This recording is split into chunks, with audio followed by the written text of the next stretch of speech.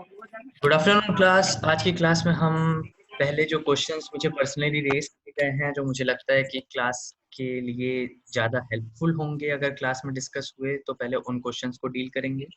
उसके बाद हम ये देखेंगे कि प्रैक्टिकल में क्या करना है। आज थोड़ी प्रैक्टिकल की क्लास होगी और उसके अलावा असाइनमेंट और प्रेजेंटेशन की गाइडलाइंस आपको दी जाएंगी। वॉइस सुनाई नहीं दे रही है? सबको सुनाई नहीं दे रही है कि बस मेरी आवाज़ आ रही है सबको? आ रहा है। यस सर, आ रही है। पहुंच रहा है। ठीक है प्रेमलता, फिर शायद तुम्हारे तरफ प्रॉब्लम होगी। सपना ने हाथ उठाया। हाँ सपना। हाँ मतलब मैं बोल रही थी आ रहा है आवाज। हाँ ओके। हितेश ने भी हाथ उठाया। हितेश कुछ बोलना चाह रहे हो? नहीं सर, वो तो ठीक है। साक्षी। सर थोड़ा बैकग्राउंड नॉइस है तो थोड़ा बैकग्राउंड नॉइस आ रहा है। सब।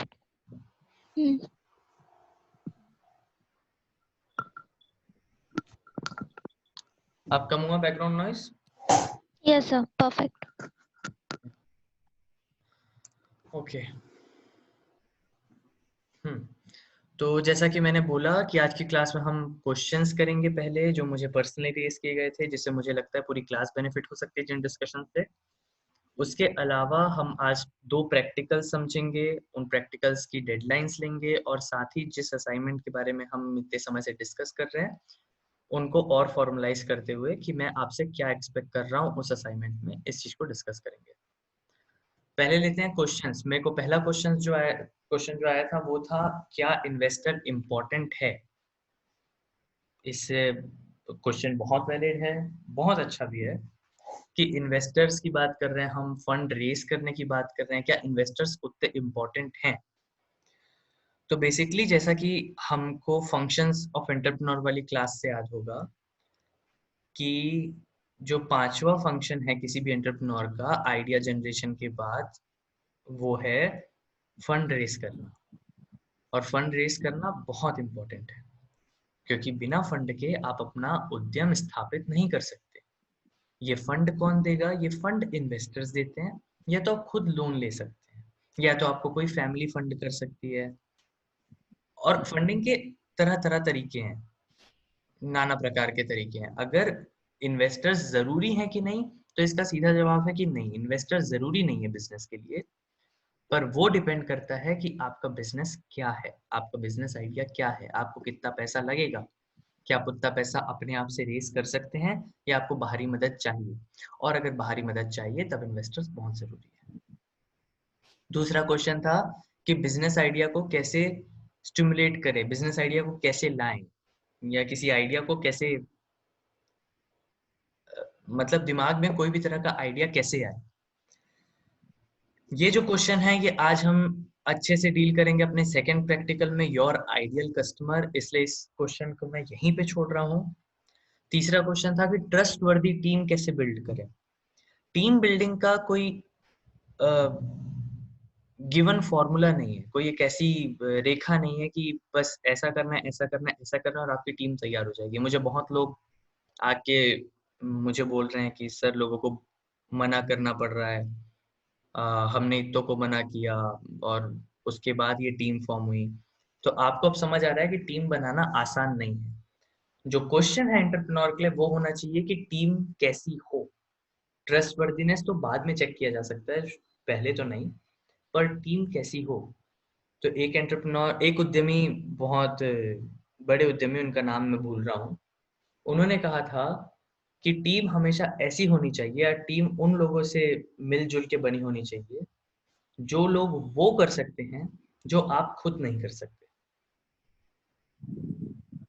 आपकी टीम में आपको तरह तरह के लोग चाहिए। वो टीम तभी अच्छी है जब बिजनेस को बढ़ाने के लिए कोई एक काम, कोई एक पर्पस या कोई एक चीज वो पर्सन कर सकता है जो आप खुद से नहीं कर सकते। ऐसे में ये भी बोला जा सकता है कि हम तो सब कर सकते हैं। एग्जैक्टली, पर क्या आपको सब करना है? आपका रोल क्या है? जब आप डिफाइन करते हो तो आप ये डिफाइन करते हो कि आपको आपके उद्यम को चलाने के लिए कौन कौन लोग चाहिए, और उन लोगों को ढूंढना, उन लोगों को लाना, उन लोगों को बताना, अपने आइडिया में विश्वास दिलाना, लीडर बनना उन लोगों का, ये भी किसी उद्यमी की खासियत है। चौथा है जो हितेश ने बोला था कि बैरियर्स सोसाइटी और पर्सनल डील कर लेना, क्योंकि मैंने हितेश को बोला था कि मुझे बताना कि किस चीज को वापस से समझाना है, जो चीज शायद अच्छे से समझ ना आई हो हिंदी मीडियम वालों को खासकर। तो हम बैरियर्स देख लेते हैं।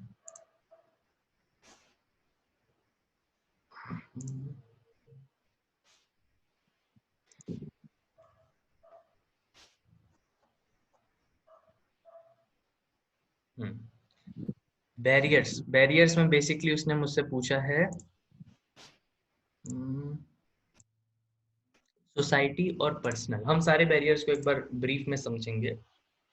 बैरियर्स हमने 5 तरीके से डिफाइन किया, 5 बड़े डोमेन्स में डिफाइन किए, जिसके अंदर और छोटे छोटे बैरियर्स हैं। बैरियर्स माने रुकावटें, व्यवधान, जो किसी उद्यमी को उद्यम स्थापित करने के समय आ सकता है। पहला है इन्वायरमेंटल बैरियर। इन्वायरमेंटल मतलब आपके आसपास, आपके सिचुएशन में, आप जिस जगह पे हो उस जगह के हिसाब से किस तरह के व्यवधान आपको आ सकते हैं। तो इसमें 5 तरीके के हमने देखा कि हो सकता है रॉ मटेरियल ना मिले, हो सकता है रॉ मटेरियल मिले पर महंगा मिले, हो सकता है रॉ मटेरियल उस क्वालिटी का नहीं हो जिस क्वालिटी का चाहिए, हो सकता है रॉ मटेरियल को प्री प्रोसेस करना हो ताकि हम उसको फिर से प्रोसेस कर सकें। उसके अलावा लेबर की क्वालिटी, लेबर के शॉर्टेज, मशीन्स मिल रही हैं कि नहीं मिल रही है, प्रोक्योर कर सकते हैं कि नहीं, कितने की है, लैंड बिल्डिंग के लॉज, कितनी बड़ी बिल्डिंग बना सकते हैं, क्या बिल्डिंग ले सकते हैं या हम बिल्डिंग को लीज करें। ये डिसीजंस भी है और व्यवधान भी, क्योंकि अगर जैसा आपने डिसाइड किया वैसा नहीं हो पाता है तो व्यवधान में तब्दील हो जाता है। और इसलिए उद्यमी को फ्लेक्सिबल होना बहुत जरूरी है। उसको पता होना चाहिए कि कहाँ पे क्या और हो सकता है, शायद मुझे जगह ना मिले बिल्डिंग के लिए, तब मैं क्या करूंगा। हमेशा अपने उद्यम के 4 कदम आगे रहना उद्यमी की सबसे बड़ी खासियत है। आखिरी था इंफ्रास्ट्रक्चर की, सब चीजें मान लो बिजली पानी वगैरह नहीं है तो क्या करेंगे। दूसरा है फाइनेंशियल। फाइनेंशियल मतलब ऐसे व्यवधान जो पैसे की वजह से आते हैं, पैसे की बाध्यता। पैसा मिल रहा है तो कैसा मिल रहा है, क्या इंटरेस्ट रेट मैं पटा सकता हूँ, क्या इंटरेस्ट वाला पैसा है या इन्वेस्टर्स मेरे को मेरी कंपनी में हिस्सेदारी मांग रहे हैं। क्वालिटी क्या है क्रेडिट की, क्वालिटी मतलब वही कि हम फॉर्मल जगह से पैसा ले रहे हैं कि इनफॉर्मल जगह से पैसा ले रहे हैं। क्वांटिटी, हमको पैसा तो चाहिए पर जितना चाहिए उतना नहीं मिल रहा हो तो वो भी व्यवधान। उसके अलावा और क्या व्यवधान है, पर्सनल। पर्सनल में कि मेरे पास आइडिया है पर कॉन्फिडेंस नहीं, मैं खुद से कुछ करने का सोच नहीं सकता, मुझे डर लगता है कि मैं फेल हो गया तो। मेरे पास कॉन्फिडेंस है पर मोटिवेशन नहीं है, मैं करना नहीं चाहता, या मेरे को वो अंदर से आवाज नहीं आ रही कि मुझे ये करना चाहिए। पेशेंस नहीं है, धैर्यता की कमी है। धैर्य होना बहुत जरूरी है, क्योंकि सोना देने वाली मुर्गी को भी अंडा देने तक पालना पड़ता है। पालना, धैर्य रखना बहुत जरूरी। इनएबिलिटी टू ड्रीम, जो बड़ा नहीं सोच सकते, जो ये पर्सनल कंस्ट्रेंट है, जब आप अपने सपनों के बारे में नहीं सोच सकते या सपने नहीं सोच सकते जिनको आप साकार करना चाहते हैं। और आखिरी है फाइनेंशियल स्टेबिलिटी और फैमिली बैकग्राउंड, ये साथ साथ में चलता है। अगर आपकी फैमिली बैकग्राउंड अच्छी है तो आपके पास फाइनेंशियल स्टेबिलिटी होगी। मतलब ऐसा नहीं है कि अगर आपका उद्यम फेल हो गया तो आप भूखे मर जाएंगे, क्योंकि जिसके पास ऐसा व्यवधान हो वो शायद ही उद्यम की ओर आगे बढ़े। पर हमको डेटा कुछ और ही बताता है। हमको पता है कि आज तक जितने बड़े उद्यम हुए हैं वो ऐसे ही कंडीशंस में हुए हैं जहां फैमिली बैकग्राउंड अच्छी नहीं थी और जहां फाइनेंशियल स्टेबिलिटी भी अच्छी नहीं थी, पर शायद मोटिवेशन बहुत हो, शायद कॉन्फिडेंस बहुत हो, शायद आइडिया के प्रति पैशन बहुत हो। और ये 3 चीजें, ये 4 चीजें बहुत जरूरी। चौथा है अपना सोसाइटी। सोसाइटी मतलब जो सोसाइटी की वजह से अड़चने आ सकती है आपको उद्यम स्थापित करने के लिए। तो सोसाइटी से क्या क्या दिक्कतें आ सकती हैं। सोसाइटी से आ सकता है पहले आपका धर्म आपके आड़े, कि हमारे धर्म में ऐसा नहीं होता, तुम हमारे धर्म के अनुसार अनुसरण कर रहे हो तो तुम ये चीज नहीं कर सकते। हो सकता है उस चीज की डिमांड हो पर आप अपने धर्म की वजह से उस चीज में हाथ नहीं ट्राई कर सकते। जैसे कि मैंने उस दिन एग्जांपल दिया था कि हिंदू बीफ इंडस्ट्री में जाने के पहले सोचता है, या मुसलमान पिग इंडस्ट्री में जाने के पहले सोचता है, या जैन किसी भी तरह की मीट इंडस्ट्री में जाने के पहले सोचता है, क्योंकि जैन नहीं बेच सकता। बुद्ध का भी वैसा ही है, बौद्ध लोगों का। रिलीजियस एफिलिएशन, आप धार्मिक जो जिस धर्म से आप बिलोंग करते हैं उस धर्म की वजह से आपके किसी उद्यम या आपके किसी आइडिया में अड़चने आ सकती हैं। और इसी आर्ग्यूमेंट को हम आगे ले जाएं तो सेकंड नंबर पे आता है कास्ट। कास्ट बहुत इंपॉर्टेंस रखता है, क्योंकि कास्ट दो तीन चीज डिफाइन करता है। कास्ट कई बार फाइनेंशियल बैकग्राउंड डिफाइन करता है, कास्ट कई बार फाइनेंशियल स्टेबिलिटी डिफाइन करता है, कास्ट कई बार ये बताता है कि उस पर्टिकुलर कम्युनिटी में तुम्हारे आइडिया को अप्रूवल मिलेगा कि नहीं। जो समाज का दूसरा अड़चन है कि अप्रूवल चाहिए हमको, अगर हमको समाज में रहना है तो सारे सामाजिक कार्यस्थलों और लोगों से हमको किसी तरह का अप्रूवल चाहिए रहता है जब हम कोई नया उद्यम स्थापित करते हैं। तो क्योंकि आपके जो पहले कस्टमर है आप ये मानते हैं वो आपकी कम्युनिटी हो, और अभी हम आइडियल कस्टमर की एक्सरसाइज करेंगे तो हमें समझ आएगा कि कम्युनिटी से मैं क्या समझा। कम्युनिटी माने आप कहाँ बिलोंग करते हैं। उसके बाद है socio cultural norms. Socio cultural norms आपके रिलीजियस, कास्ट, फैमिली, आपके रहने की जगह, इन सब चीजों पर डिपेंड करता है। शायद आपकी सोसाइटी, शायद आपके कल्चर में वो चीज ना हो जो चीज आप करना चाहते हैं। कई बार सोशियो कल्चरल अड़चन ऐसे आ जाती है कि आपके पास प्रॉपर एजुकेशन नहीं है, तो आपको अगर पैसा चाहिए भी तो इन्वेस्टर्स को इंग्लिश में बताना है, और क्योंकि बचपन से इंग्लिश नहीं पढ़े तो वो उस वक्त अड़चन बन जाती है किसी भी उद्यमी के लिए, चाहे आपका आइडिया कितना भी अच्छा क्यों ना हो सकता है आपको इंग्लिश मार्केट में बेचना है, पर उसके लिए आपके पास लोग नहीं, और वो लोग आप कम्युनिटी से उठा नहीं सकते क्योंकि कम्युनिटी में वैसी स्किल्स नहीं है। फिर आप बाहर जाते हैं, तो बाहर जाते हैं तो कम्युनिटी क्या अप्रूव कर रही है। ये सारी चीजें सोसाइटी की अड़चने बन जाती है उद्यम स्थापित करते समय। और आखिरी है इंस्टीट्यूशनल अड़चने। इंस्टीट्यूशनल रुकावटों से मतलब है जो सोसाइटी है, जो गवर्नमेंट है, इसका जो फ्रेमवर्क है, क्या वो उद्यम स्थापित करने के लिए फेवरेबल है, क्या वो मुझे उतनी आजादी दे रहा है कि मैं इकोनॉमिक स्टेबिलिटी पा सकूं। और इसमें क्या क्या सामने आता है, इसमें सामने आता है रेगुलेशन। सबसे पहले हो सकता है मैं आज टेलीकॉम इंडस्ट्री डालना चाहता हूं, पर टेलीकॉम इंडस्ट्री डालने के पहले मेरे को 50 तरह के अलग अलग लाइसेंस लेने। जैसे कि मैंने बताया कि पेट्रोल पंप डालना है मेरे दोस्त को, पेट्रोल पंप डालने के लिए उसको फूड और ड्रग डिपार्टमेंट से लाइसेंस लेना है, एजुकेशन डिपार्टमेंट से लाइसेंस लेना है, ये देखने के लिए कि क्या वो जगह जो है वो जगह किसी एजुकेशन संस्थान के पास है, या वहाँ पे कुछ बनने वाला है, क्या फ्यूचर में कुछ प्रपोज है क्या गवर्नमेंट की तरफ से वहाँ। और जब आप ऐसे लाइसेंसेस लेने जाते हैं, जितना ज्यादा रेगुलेशन होता जाता है, करप्शन के चांसेस उतने ज्यादा बढ़ते जाते हैं। आप जिस डिपार्टमेंट के पास जाएंगे, बिल्कुल हो सकता है कि वहाँ का ब्यूरोक्रेट, वहाँ का बाबू आपसे किसी तरह के फेवर्स की उम्मीद रखे। इसके अलावा है रूल ऑफ लॉ, जहाँ पे जज और जुडिशरी सिस्टम फ्री नहीं होता, इंडिपेंडेंट नहीं होता। वहां पे अगर आपके साथ कोई धोखा हुआ है, आपके साथ कुछ गलती हुई है, तो उस लॉ को अपहोल्ड करने वाला कोई नहीं है, कोई ऐसा मैकेनिज्म नहीं है जिससे कि आप बोल सको कि नहीं इसने मेरे साथ गलत किया है, आप इसको पनिश करिए। और जब तक ये मैकेनिज्म नहीं रहेगा आपके सोसाइटी में या आपके इंस्टीट्यूशनल फ्रेमवर्क में, जगह में, तब तक आप किसी भी उद्यम को चालू करने के पहले डरोगे। हमने बहुत सारे साउथ अफ्रीकन कंट्रीज में ये बात देखी है कि बाहर के इन्वेस्टर्स आके अपना प्लान डालने से डरते हैं। क्यों? क्योंकि उनको पता है कि फ्यूचर में वहाँ की गवर्नमेंट अपने कोर्ट के थ्रू रूलिंग कर देगी कि शायद ये जो प्लान डल रहा है कि असंवैधानिक है या किसी तरह की कुछ तरह की कोई प्रॉब्लम डाल रहा है। और ये इतना सोच के वो कभी आते भी नहीं, और इसकी वजह से जो डेवलपमेंट है, इकोनॉमिक डेवलपमेंट, वो कई बार रुक जाता है।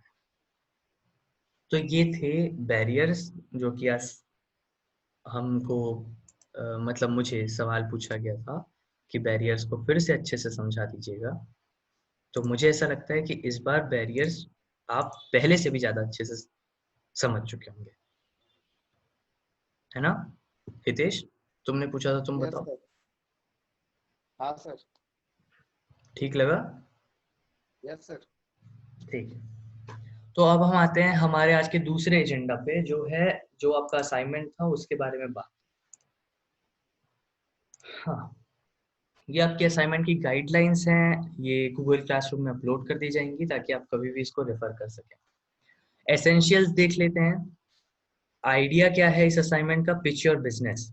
ये 10 मार्क्स का है, मैंने मिड टर्म को आपके इस असाइनमेंट में कन्वर्ट कर दिया है। ये 10 मार्क्स ग्रुप के मार्क्स होंगे, ग्रुप जितना अच्छा परफॉर्म करेगा उतने अच्छे मार्क्स मिलेंगे। हमेशा ये सोचना कि आप 10 मार्क्स से चालू कर रहे हैं और जहां जहां आप गलती करते जाएंगे या जहां जहां पे आप अटकते जाएंगे वैसे वैसे मार्क्स कम होते जाएंगे। तो यू स्टार्ट कंप्लीट और आगे बढ़ते बढ़ते आपके मार्क्स कट रहे हैं। 5 ग्रुप्स हैं, 5 प्रपोजल्स हैं। ऑब्जेक्टिव क्या है इस पूरे असाइनमेंट का? इस पूरे असाइनमेंट के ऑब्जेक्टिव आपके प्रैक्टिकल क्लास से निकल के आ रहे हैं।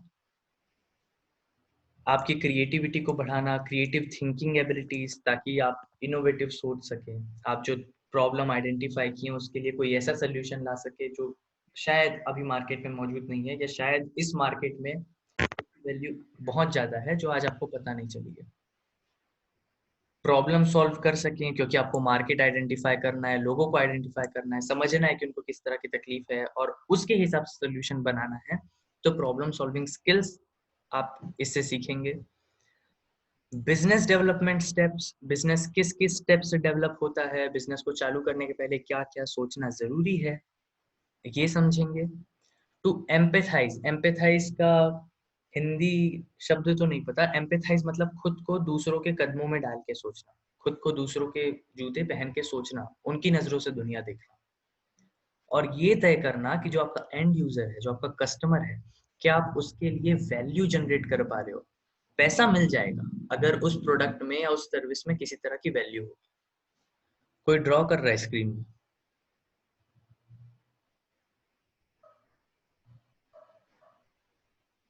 किसी को कुछ बोलना है?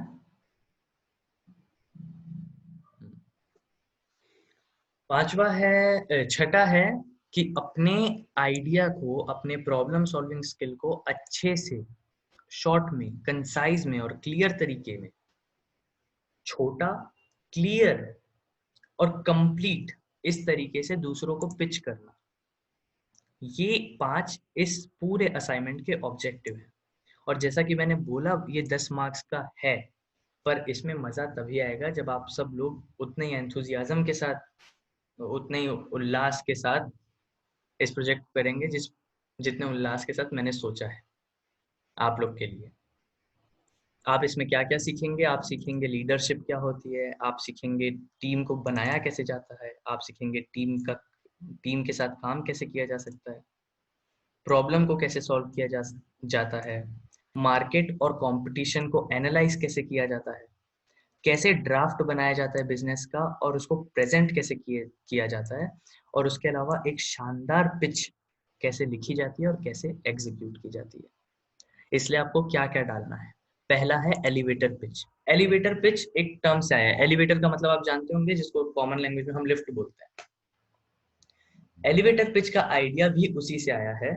एलिवेटर पिच तब होती थी, इसका नाम ऐसे आया कि जब पहले के बड़े इन्वेस्टर्स या बिजनेस क्लास पीपल रहते थे, उनके पास समय कम होता था। तो किसी को अगर अपना आइडिया सुनाना है किसी को, तो वो उस होटल की, उस ऑफिस की लॉबी में वेट करता था। अब क्योंकि समय कम है तो पर्सन आता है और लिफ्ट में चढ़ जाता है। आपको उसके साथ लिफ्ट में चढ़ना है और लिफ्ट मेरे ख्याल से 1 मिनट में आपको ऊपर पहुंचा देगी। उस 1 मिनट में आपको अपना आइडिया इस तरीके से प्रेजेंट करना है कि वो आपकी बात आगे सुनना चाहे या आपको इनवाइट करे अपनी बात पूरी कंप्लीट करने के लिए। तो एलिवेटर पिच बहुत जरूरी है। जैसे कि हमने लास्ट टाइम वो कॉफी वाला एग्जांपल में देखा था, उसने आते बराबर चालू किया कि मैं 13 साल से कॉफी बिजनेस में हूँ, मेरे बिजनेस की वैल्यू इतनी है और मेरा बिजनेस ये है। बहुत शॉर्ट, बहुत कंसाइज, बहुत प्यारा, 1 मिनट में। तो सबसे पहले जब आपके पास, जब आप असाइनमेंट चालू करेंगे, जब आप प्रेजेंट करेंगे मुझे, तो सबसे पहले आपको 1 मिनट में समझाना है कि आपका आइडिया क्या है, किसके लिए है और मैं क्यों इंटरेस्ट लूं आपके आइडिया। दूसरा है आपको ढूंढना है कि आप कौन सी प्रॉब्लम सॉल्व करना चाहते हैं। ये नहीं सोचना है कि आपको क्या प्रोडक्ट बनाना है या आपको किन लोगों को सर्व करना है, नहीं, सबसे पहले सोचना है कि प्रॉब्लम क्या है जिस प्रॉब्लम को आप सॉल्व करना चाहते हैं। वो गरीबी हो सकती है, वो ये हो सकता है कि लोगों के पास अच्छा खाने को नहीं है, या लोगों के पास अच्छा पानी नहीं है, या लोग केमिकल बहुत खा रहे हैं, मैं कुछ ऑर्गेनिक खिलाना चाहता हूँ। आपको ये समझना है कि प्रॉब्लम क्या है सोसाइटी में या जिन लोगों को आप सर्व करना चाहते हैं, जो आपके दिमाग में पहले कस्टमर हैं, और उस प्रॉब्लम के बेस पे बनता है आपका कॉन्टेक्स्ट कि आप किस परिधि में उसको सॉल्व करना चाहते हैं। आपका एरिया क्या है, जिस एरिया में आप बात कर रहे हैं, क्या आप सच में उस एरिया से बिलोंग करते हैं, आप उस एरिया को समझते हैं, उस प्रॉब्लम को समझते हैं। और जब आप प्रॉब्लम को समझ जाएंगे तो आपको एक सोल्यूशन डेवलप करना।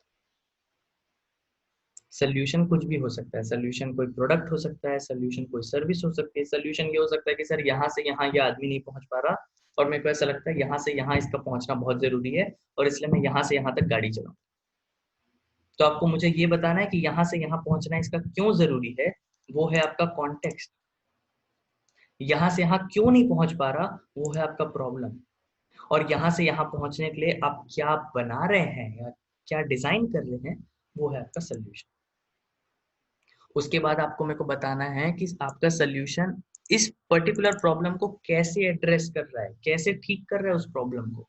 आपने प्रॉब्लम बता दी, आपने सोल्यूशन बता दिया, अब आपको मेरे को इंटरलिंकेज बताना है कि ये प्रॉब्लम इस सोल्यूशन को ठीक कर रहा है इस तरीके से। फिर आपको मुझे बताना है कि आपके सोल्यूशन को कौन खरीदेगा। कौन खरीदेगा मतलब आपका आइडियल कस्टमर कौन है। जैसे मैंने उस दिन खेती के बारे में बताया, हम ये सारे स्टेप्स मेरे खेती के प्रेजेंटेशन के थ्रू समझेंगे, तो अभी मुंह से बता देता हूँ कि आप जो सोल्यूशन बना रहे हैं, आपको ये सोचना है कि इस सोल्यूशन को, ये सोल्यूशन मैं जिसके लिए बना रहा हूँ उसकी क्या क्या खासियतें हैं, या मेरा जो आइडियल कस्टमर है वो कैसा दिखता है। वो आपके प्रॉब्लम से निकल के आता है, क्योंकि आपको समझ आता है कि ये प्रॉब्लम इस पर्टिकुलर टाइप के पर्सन्स को हो रही है और ये पर्टिकुलर टाइप के पर्सन मेरा सोल्यूशन खरीदेंगे। और फिर आपको एक एस्टीमेट बनाना है कि ये कितने लोग होंगे।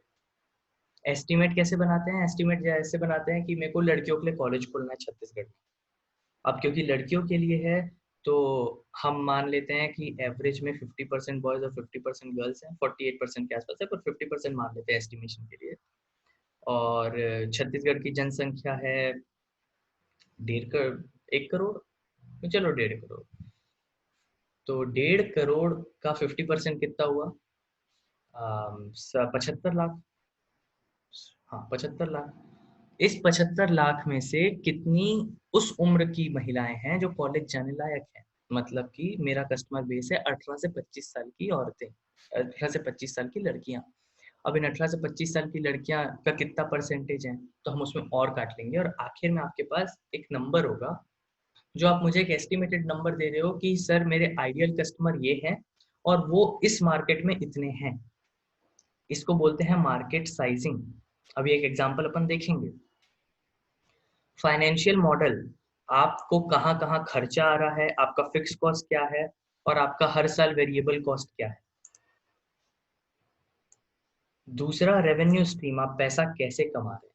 आपने आइडिया बना लिया, आपने सोल्यूशन बना लिया, आप उसको बेच रहे हैं, कितने में बेच रहे हैं, और क्या सिर्फ उस बेचने से पैसा है या आपने कोई सब्सक्रिप्शन चालू किया है या आप किसी तरह का लाइसेंस दे रहे हैं। रेवेन्यू मॉडल क्या है, क्योंकि रेवेन्यू नहीं होगा तो आपका पूरा सोल्यूशन बेकार है, क्योंकि वो सस्टेनेबल नहीं है। आप उसमें कुछ नया नहीं कर सकते, आप उससे अपना घर नहीं चला सकते, ना कि लोगों को एम्प्लॉयमेंट दे सकते हो, तो उस सोल्यूशन का कोई मतलब नहीं। और आखिर में आपको ये देखना है कि कंपटीशन कौन कौन है आपका मार्केट में, और उस कंपटीशन के पास ऐसा, आपके पास ऐसा क्या है जो उस कंपटीशन के पास नहीं है। लोग उस कंपटीशन से ना खरीद के आपके पास से खरीदें, आप ऐसी क्या चीज बेच रहे हैं।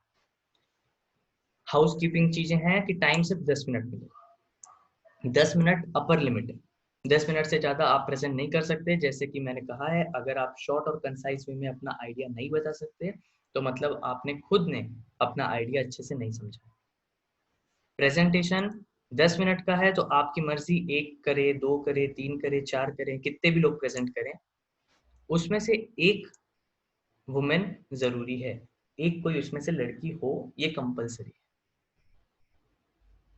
और ये मेरा पर्सनल बिलीफ है कि जब प्रेजेंट करते हैं तो गर्ल्स का होना बहुत ज़रूरी है, क्योंकि आप सिर्फ इस कॉलेज के और इस क्लास की जगह को रिप्रेजेंट नहीं कर रहे।